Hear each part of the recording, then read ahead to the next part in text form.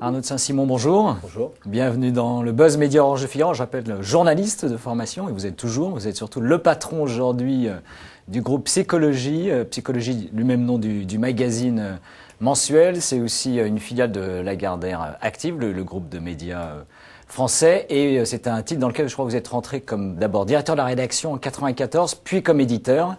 Et pour évoquer votre actualité, je vous propose de découvrir le chiffre du jour, initiative de Psychologie. C'est le lancement demain de la deuxième édition de la journée de la gentillesse, le 13 novembre. Comment est née cette idée de cette journée qui peut paraître un peu saugrenue? Peut-être un peu saugrenue pour les médias et élites parisiennes qui souvent considèrent la gentillesse un peu comme une faiblesse ou comme une valeur un peu désuète.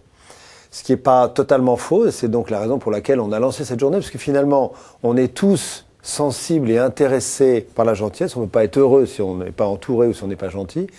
Et en même temps, on se rend compte que cette valeur est encore un petit peu désuète. Donc on a choisi de montrer en quoi elle répondait à de vraies problématiques sociétales, comme les violences et brutalités à l'école, le bien-être des salariés et des travailleurs en entreprise, les personnes âgées et dépendantes, sortir de l'indifférence entre voisins. Donc en fait, la gentillesse, c'est une vraie réponse à des problématiques sociétale que nous connaissons tous au quotidien. En un mot, c'est une idée qui vient d'où?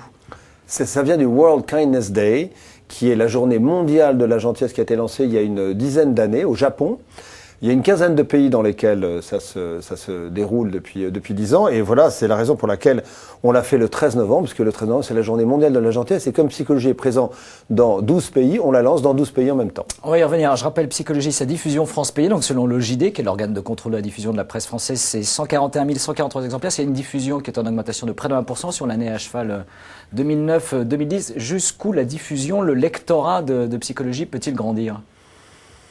Quand on a lancé le journal, on se disait 100, 150 000, et puis voilà, on est à 340 000. Aujourd'hui, la presse a plus de difficultés sur la vente au numéro. Psychologie est stable en progression. C'est un journal qui est quand même cher. Il touche 2 500 000 personnes en audience. Je crois qu'il est quand même plutôt à maturité, même s'il y a de petites marges de progression.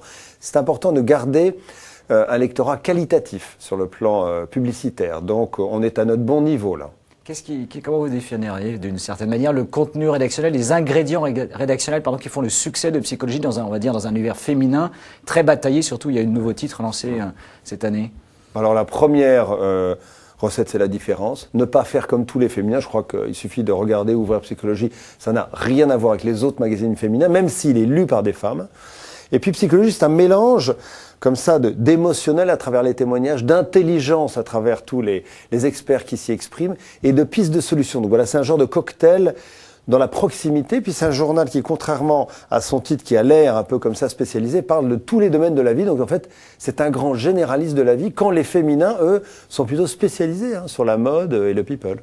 Alors on parlait du journal papier. Est-ce que Psychologie a réussi d'une certaine manière aussi sa migration sur Internet, qui est l'un des défis pour tous les éditeurs de presse? Oui, c'est un vrai défi. Écoutez, je crois que oui. On a eu 1 million de visiteurs uniques Nielsen le mois dernier. En site-centric, on est plutôt à 1,5, 15 millions de pages vues, une pub en progression de 30%. On sera équilibré. Là, on est en ce moment équilibré sur les mois de fin de l'année, donc ça marche plutôt bien. Mais c'est vrai que les éditeurs de presse ont du mal à gagner des sommes significatives comme ils en gagnent sur le papier, sur Internet. Il y a déjà une version iPad de Psychologie? Alors, elle existe sur Relais, absolument, et elle va être développée sur une autre technologie. De toute façon, il y a beaucoup de technologies maintenant, dans 2-3 mois. Alors, et on a une application iPhone aussi, par exemple. Voilà. D'accord, et qui marche bien? Oui, on a, je sais pas, 30 ou 40 000 téléchargements, donc c'est un démarrage, on vient de la lancer. Alors, la marque Psychologie s'est aussi exportée, je crois qu'il y a plus d'une dizaine aujourd'hui d'éditions à l'étranger. Les dernières, je crois, c'est en Belgique. Récemment. Alors les 3 dernières cette année, ça a été Grèce en avril et une double édition belge, puisque aujourd'hui le pays est plus que jamais partagé entre 2 langues, donc néerlandophone et francophone. Donc on a lancé 3 versions dans 2 pays cette année. Votre principe, c'est quoi? C'est des accords de licence ou vous êtes l'éditeur vous-même avec des filiales sur place? Alors le principe 1, c'est d'aller dans les grands pays. Psychologie est présent dans tous les grands pays de la planète, hors États-Unis, Allemagne et Japon. 2, d'avoir des partenaires de qualité. 3, d'être toujours en licence. Et donc, ce que nous faisons, c'est que nous formons les équipes locales à faire le meilleur journal avec tous les ingrédients qui ont fait notre succès, sachant qu'après, les sujets sont forcément locaux parce que en Chine, au Mexique, en Angleterre ou en Afrique du Sud, évidemment, on ne parle pas aux gens de la même manière. Alors, lors de la cession du titre, puisque Lagardère était actionnaire mais est monté à 100%, je crois que c'était en mai 2008, lorsque Jean-Louis Servan-Schreiber a cédé le titre, vous aviez dit que c'était l'un des titres les plus profitables de la presse magazine en France. Est-ce que c'est encore le cas après la crise ? Je le pense, quand on vend 350 000 exemplaires à 4 € et qu'on est Psychologie est le 2e support mensuel français, donc heureusement que nous sommes un des magazines les plus profitables, sinon on pourrait s'inquiéter pour la presse. Eh bien Arnaud de Saint-Simon, merci. Merci d'être venu dans le Buzz Média Orange de Figaro et nous nous retrouvons dès lundi avec un nouvel invité. Merci encore et surtout très bon week-end.